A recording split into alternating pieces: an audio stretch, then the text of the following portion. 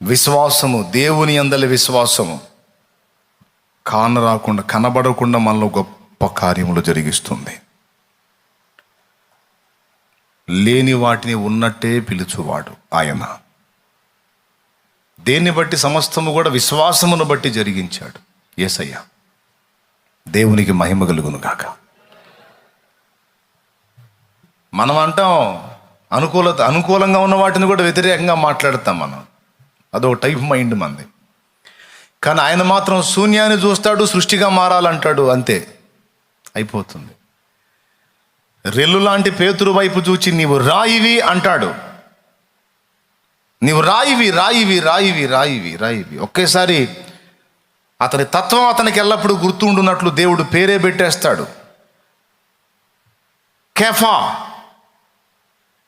నువ్వు రెల్లువు కాదు, నువ్వు రాయివి అని యేసయ్య ఒకసారి పలికి వదిలిపెట్టాడు. అది పదే పదే గుర్తుండున్నట్లు ఒక నామం, ఒక పేరులాగా స్థిరపరుస్తాడు. పేతురు ఏంటో పేతురుకు తెలుసు. గాలికి కదిలే రెల్లు. ఊరికనే కోపడతాడు, ఊరికనే కృంగిపోతాడు. అప్పుడే పొగడ్తలు, అప్పుడే తిట్లు, తొందరపాటు. నువ్వు చెప్పిన మాట చొప్పున చేస్తానయ్యా అని వలేస్తాడు. అద్భుతం చూసామో నేను పనికిరాను పోయా అంటాడు.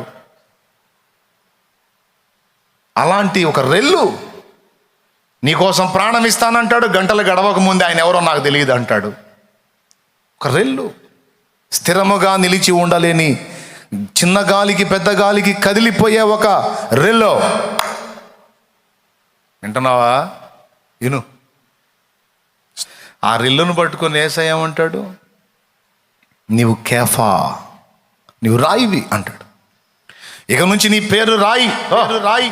ఇక నుంచి నీ పేరు రాయి. ఈ పద్దాకులు ఎవరికన్నా చెప్పుకుంటే ఏం చెప్పుకోవాలి? ఇప్పుడు సీమోన్ ఏం చెప్పుకోవాలి? నీ పేరు ఏంటంటే రాయి. ఎవరు పెట్టారు? యేసయ్య పెట్టాడు. అయిపోయింది. విశ్వాసమును బట్టి లేని దాన్ని ఉన్నట్టే పిలిచాడు. చివరికి పేతురు రాయి అయ్యాడు. గాలికి కదిలిపోయినటువంటి రెల్లు వలె ఉన్న ఆయన చివరికి రాయి వలె నిలిచిపోయాడు స్థిరంగా. ఒక ఆడపిల్ల బెదిరిస్తే బెదిరిపోయినటువంటి అతను వేల మంది ప్రజల ముందు నిలిచి, మీరు చంపినా బ్రతికించినా నేను సత్యం ప్రకటిస్తున్నాను, మీరు ఎవని సిలువ వేసి చంపితిరో దేవుడు ఆయనను మృతులలో నుండి లేపెను, మరణము ఆయనను బంధించి ఉంచుట అసాధ్యమో, ఆయన తిరిగి లేచెను, అందుకు మేము సాక్షులము. నజరేయుడగు యేసు నామమందలి విశ్వాసము ద్వారా రక్షణ రక్షణ అని ప్రకటిస్తే 3,000 మంది వరుస పెట్టి బాప్తిజం మొదలు పెట్టారు. అంత చంచల మనస్కుడు, స్థిరము లేనివాడు, రెల్లు వంటి వాడు. అలాంటి వాణిని విశ్వాసమును బట్టి పలికి రాయిలాగా నిలబెట్టి తన మాట గెలిచిందో లేదో మనందరి కళ్ళారా చూపించిన మహనీయుడు యేసయ్య. ఆయనకు మహిమ కలుగునుగా.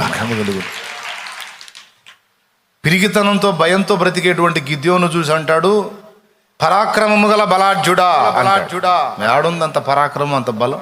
అంతుంటే గానుగు చాటున దాక్కొని గోధుమలను దొళ్ళగొట్టుకునే కర్మ ఎందుకు?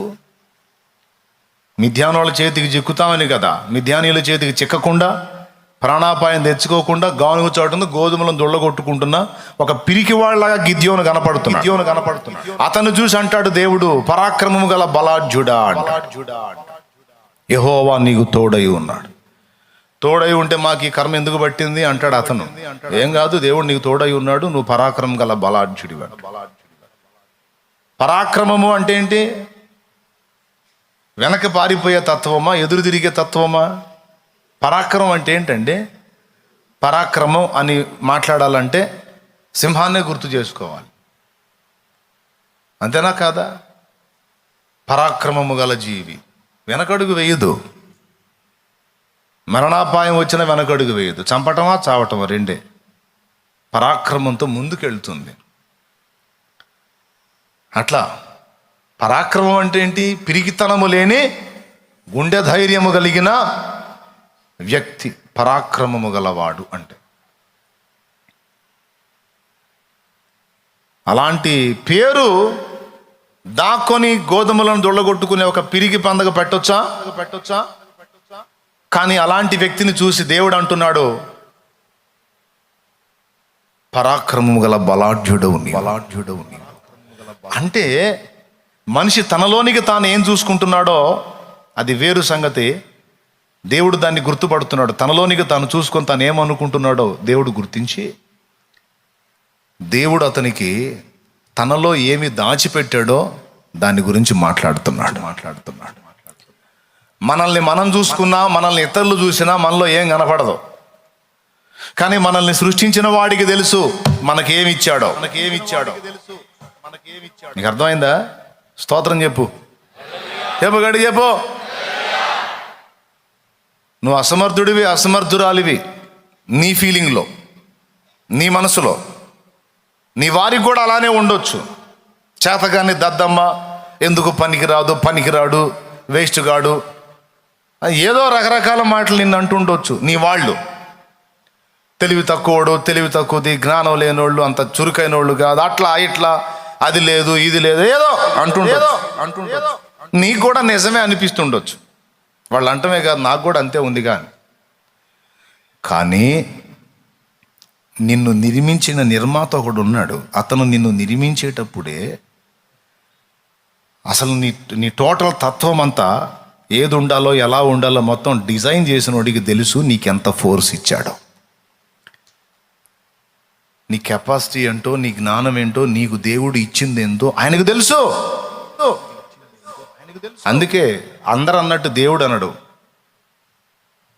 మనుషులు అన్నట్టు దేవుడు అనడు. నీ మనసు నీతో చెప్పినట్టు దేవుడు చెప్పడో, దానికి ఆపోజిట్లో చెప్తాడు దేవుడు. నా వల్ల కాదయ్యా నువ్వు అంటావు. నో, కాదని ఎందుకంటావు? నేను నా సామర్థ్యం ఇచ్చాను నీకు, ఖచ్చితంగా నీ వల్ల అయింది పో అంటాడు. లేదు ప్రభా నా వల్ల, అరే నేను రెల్లును ప్రభా. రెల్లుని ఎందుకంటావు నువ్వు? నేను రాయిలాగా చేశాను, ఉంది నీకు ఆ ఫోర్స్. లేదు ప్రభా. అరే ఉంది, ఇచ్చినోండి నేనైతే. దేవునికి స్తోత్రం కలుగును గాక. పరాక్రమం గల బలాఢ్యుడా. ఎక్కడుంది మాకంత పరాక్రమం? ఉంటే దాక్కొని ఈ బతుకు ఎందుకు అంటే, ఏదో ఇప్పుడు అలా కనపడుతున్నావు, కానీ నీకు ఇచ్చినది ఏదో నేను ఇచ్చాను, అది ఉంది నీ దగ్గర, దాన్ని బయటికి తీవయా. దేవునికి స్తోత్రం కలుగును. ఎక్కడుంది ప్రభా? నా దగ్గర ఏం కనపడలేదు. అరే ఉంది, తిను, ఇచ్చినోండి నేనైతే.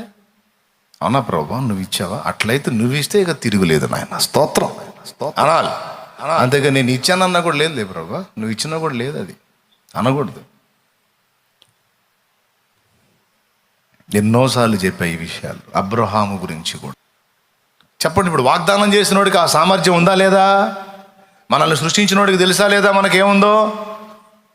కాబట్టి మనుషులు ఏమనుచున్నారో నిన్ను గూర్చి, నీవేమనుకునుచున్నావో కాదు, దేవుడేమనుకునుచున్నాడు అన్నది ముఖ్యం.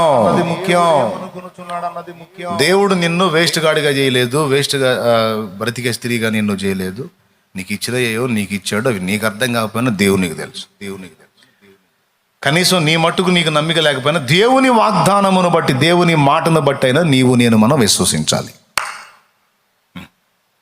ఎందుకంటే ఆయన మాట ఇచ్చి తప్పని దేవుడు ఖచ్చితంగా మనకి కృప చూపుతాడు. మన దగ్గర ఏది ఉందో అది ఆయన బయటికి తీసుకొస్తాడు. ప్రభా సేవ చేయమని పిలుస్తున్నావు, నాకు ఆ సామర్థ్యం లేదు నాయన, నాకు అమ్మో ఆడవాళ్ళ కన్నా ధైర్యం ఉంటుందేమో, కానీ నేను అంతకంటే దారుణం నాయన, అసలు జనాల ముందుగా నిలబడాలంటే నాకు మహాభయం. అంటే ఒరే నోరు మీరా, అది ఇప్పుడు పరిస్థితిరా. కానీ నీకు ఇచ్చినదేదో నీకు ఇచ్చా.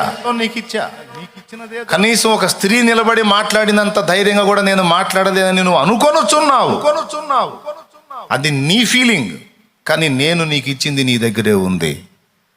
దాన్ని బట్టి నేను చెప్తున్నాను, నిన్ను జనముల ఎదుట నిలుపుతాను. జనముల ఎదుట నిన్ను నిలబెట్టి నీ చేత మాట్లాడిస్తా.